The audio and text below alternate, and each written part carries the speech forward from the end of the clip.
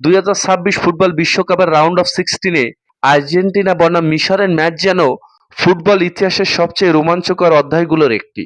Match শুরু থেকে দুর্দান্ত আক্রমণে আর্জেন্টিনাকে চাপে ফেলে মিশর।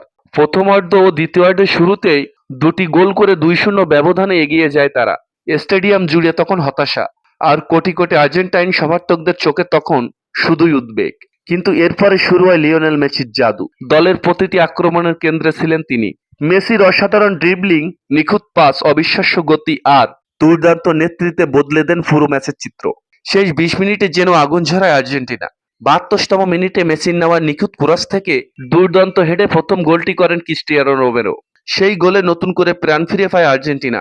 এরপর 82তম মিনিটে মাঝমাঠ থেকে কয়েকজন ডিফেন্ডারকে কাটিয়ে নিজের ট্রেডমার্ক বাঁ পায়ের অসাধারণ শটে মিশরের জালে বল জড়িয়ে সমতায় ফেরান মেসি।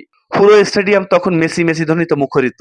ম্যাচ শেষে এই অবিশ্বাস্য প্রত্যাবর্তন নিয়ে ফিফার প্রেসিডেন্ট নিজের প্রতিক্রিয়া জানিয়ে বলেন, আজ আমরা এমন এক ফুটবল শিল্পীর খেলা দেখলাম যিনি অসম্ভবকে সম্ভব করে দেখিয়েছেন।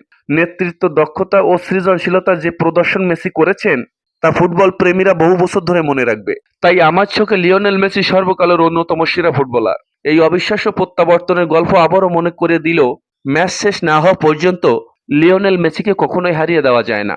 তার পায়ে বল থাকলে অসম্ভবও সম্ভব হয়ে ওঠে। আর মেসির এই জাদুতেই আর্জেন্টিনা লিখে ফেলল বিশ্বকাপ ইতিহাসের আরেকটি স্মরণীয় জয়ের কাহিনী।